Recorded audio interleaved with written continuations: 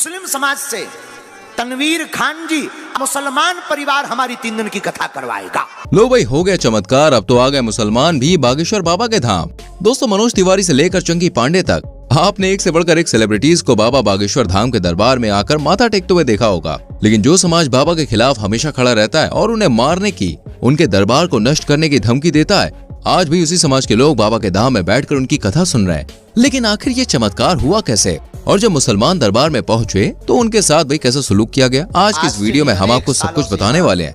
बस हमारी वीडियो को एंड तक देखिएगा। धीरेन्द्र शास्त्री एक ऐसा शख्स जिसने मात्र 26 साल की उम्र में पूरे भारत को अपना कायल बना रखा है। जहाँ कहीं भी ये प्रवचन सुनाने जाते हैं, लोग भागे भागे चले आते हैं, जिसका सबसे बड़ा नमूना आपने बिहार में देखा होगा।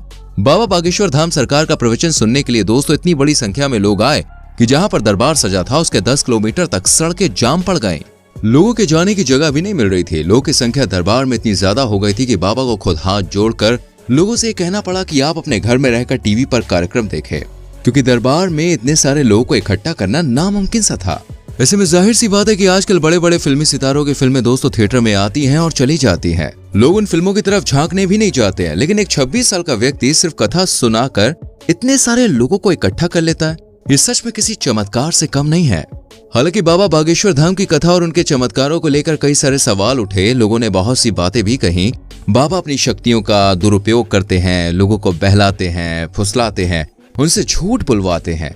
लेकिन दोस्तों, जितनी बार लोगों ने बाबा के ऊपर उंगली उठाई है, उतनी ही बार बाबा बागेश्वर धाम ने उन्हें करारा जवाब दिया। सिर्फ भारत ही नहीं बल्कि विदेशों तक में जाकर दोस्तों बाबा बागेश्वर धाम लोगों को अपनी कथाओं और अपने अद्भुत चमत्कारों से अपना कायल बना देते हैं। जहां लोग दरबार में जाकर अपनी अर्जी लगाते हैं और जिस किसी की भी अर्जी लग जाती है, बाबा उसे स्टेज पर बुलाते हैं। लेकिन उसके स्टेज पर आने से पहले ही उसके सारे दुख तकलीफ एक कागज पर लिख देते हैं। और जब उस शख्स से पूछा जाता है तो वो कहता है कि हाँ, बाबा ने कागज में जो लिखा है मेरे मन में वही सवाल थे। और इनके इन्हीं चमत्कारों को देखकर दोस्तों बॉलीवुड से लेकर साउथ इंडस्ट्री तक बड़े बड़े सेलिब्रिटी ने बाबा के दरबार में माथा टेका और प्रभु श्री राम और हनुमान जी के भजनों पर नाच गाना किया। सेलिब्रिटीज ही नहीं बल्कि दोस्तों बड़े बड़े राजनेताओं ने भी बाबा के दरबार की शोभा बढ़ाई।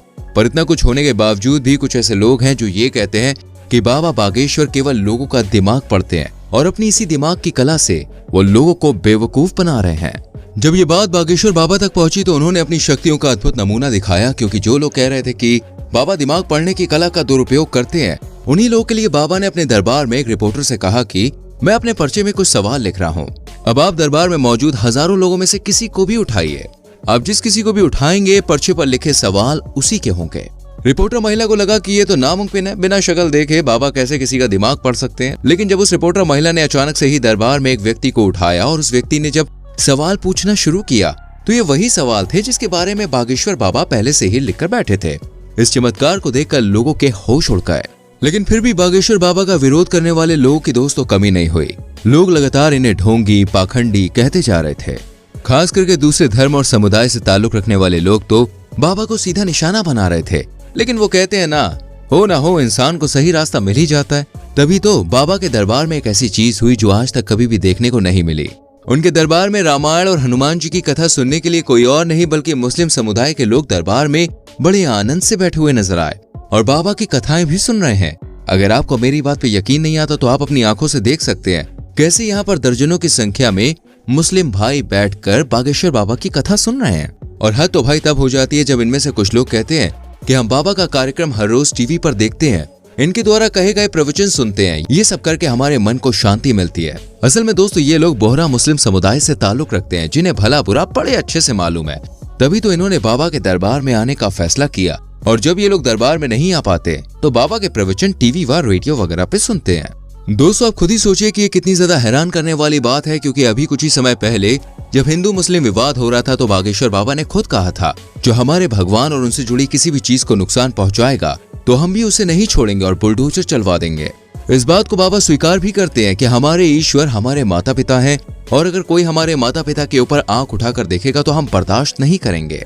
जब बागेश्वर बाबा ने यह बात कही तो हिंदू मुस्लिम विवाद और भी ज्यादा बढ़ गया।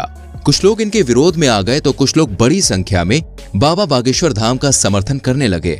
यहाँ तक कि जब बाबा बागेश्वर धाम बिहार गए थे तो लालू प्रसाद यादव के बेटे ने तो ये तक कह दिया था कि अगर धीरेन्द्र शास्त्री हमारे यहाँ आकर हिंदू मुस्लिम विवाद खड़ा करेंगे दोनों धर्मों को आपस में लड़ाएंगे तो हम उन्हें एयरपोर्ट से ही भगा देंगे। यानी कि बागेश्वर बाबा को बिहार न जाने की खुली धमकी मिली थी, सिर्फ और सिर्फ इसलिए क्योंकि वो हिंदू धर्म और उससे जुड़ी मान्यताओं पर सच्चा विश्वास रखते हैं। और ये चीज आजकल लोगों को भला कहाँ पसंद आती है। पर फिर भी इतनी रोक टोक करने के बावजूद न केवल बागेश्वर बाबा बिहार गए, बल्कि वहां पर इतना बड़ा कार्यक्रम किया कि पूरा देश हिल गया। किसी ने भी इतना बड़ा कार्यक्रम आज तक नहीं देखा था। और अब तो बाबा का क्रेज दोस्तों इतना ज्यादा सिर चढ़कर बोल रहा है कि दूसरे धर्मों के लोग भी बाबा की मोहित कर देने वाली वाणी में हनुमान जी और प्रभु श्री राम की कथाएं सुनने के लिए बेताब है। इसका जीता जागता उदाहरण आपकी आंखों के सामने है, क्योंकि किसी दूसरे धर्म से ताल्लुक रखते हुए भी हिंदू धर्म की मान्यताओं को अपनाना, उनसे जुड़े प्रवचन सुनना कोई छोटी बात नहीं होती है। पर अब यहाँ सवाल ये खड़ा होता है कि जब मुस्लिम समुदाय के लोग बाबा के दरबार में गए तो उनके साथ क्या क्या किया गया। फ्रेंड्स, सबसे पहले तो आपको बता दें कि बाबा के दरबार में सभी का पूरे दिल से स्वागत है। जो कोई भी मन से बाबा के प्रवचन सुनने के लिए तैयार है, बाबा उसे कभी भी दरबार में आने से मना नहीं करते हैं, उल्टा उनका स्वागत किया जाता है। और ऐसा ही कुछ इन मुस्लिम भाइयों के साथ भी किया गया। इन्हें बैठने के लिए अच्छी व्यवस्था दी गई, इनका पूरा ख्याल रखा गया। और बागेश्वर बाबा ने खुद दरबार में बैठे मुसलमान भाइयों को संबोधित करते हुए ये कहा कि दुनिया को लगता है कि हम आपके रिएक्शन में रहते हैं, लेकिन हम तो एक्शन में रहते हैं। हमें तो आपसे कोई गिला शिकवा नहीं है। हमारा तो मकसद ही देश में प्रभु श्री राम और हनुमान जी की भक्ति को फैलाना है, ताकि लोग ईश्वर से जुड़कर नेकी की तरफ आगे बढ़ सकें। धीरेन्द्र शास्त्री ने कहा कि अध जल गगरी छलकत जाए, यानी कि आधा ज्ञान हमेशा उबलता रहता है। इंसान को लगता है कि उसे सब कुछ पता हो गया है और इस तरह के लोग बहुत ही बुरे काम करते हैं, लेकिन जिन लोगों को पूरा ज्ञान हो जाता है वो सभी तरह के विचारों को अपने मन से हटाकर ईश्वर की भक्ति में लग जाते हैं। और बाबा का उद्देश्य भी यही कहना था कि जो लोग दूसरों का बुरा सोचते हैं, मन में छल कपट रखते हैं, ईर्ष्या करते हैं, वो कभी भी सुखी नहीं रहते हैं। उनका मन हमेशा विचलित रहता है। लेकिन जो लोग ईश्वर में अपना मन लगा लेते हैं, भगवान को अपना साथी समझ लेते हैं, उन्हें कभी कोई तकलीफ नहीं होती। और शायद बागेश्वर बाबा इस चीज का जीता जागता प्रमाण है, क्योंकि 9 साल की छोटी सी उम्र में जब बच्चों को भगवान शब्द का मतलब भी ठीक से नहीं मालूम होता, तभी से ये हनुमान जी की भक्ति में लीन हो गए थे। और 12 साल की उम्र में अपने दादाजी के साथ कथाएं करनी शुरू कर दी थी। बागेश्वर बाबा जो सबको अपनी बातों में बांध लेते हैं, अपना भक्त बना लेते हैं, ये सब कुछ दोस्तों एक दिन में नहीं हुआ, बल्कि बाबा सालों से हनुमान जी की भक्ति करते चले आ रहे हैं। और उसी का परिणाम है कि वो एक ऐसी अलौकिक शक्तियों के मालिक हैं जिनकी मदद से बाबा किसी के भी दुख तकलीफों को जानकर उनका समाधान निकाल लेते हैं। और यही वजह है कि बाबा बागेश्वर धाम सरकार के दरबार में हजारों लाखों लोग इकट्ठा होते हैं। लोग इनकी एक झलक देखने के लिए बेताब रहते हैं, और जो इनके दरबार में नहीं पहुंच पाते वो टीवी के सामने टकटकी लगाए बाबा की बातें सुनते रहते हैं। फिर चाहे वो किसी भी धर्म, जाति या समाज से ताल्लुक क्यों न रखते हो, किसी भी वर्ग के क्यों ना हो, चाहे उनके पास कितना भी पैसा क्यों ना हो, एक बार अगर कोई बाबा का भक्त बन गया तो उसके सभी कष्ट अपने आप ही दूर हो जाते हैं। तो दोस्तों, ये थी बाबा बागेश्वर धाम सरकार के दरबार की सच्ची कहानी, जिसने कई लोगों को हैरान किया होगा। बाकी आपका इस विषय पे क्या ख्याल है, हमें कमेंट करके जरूर बताएं।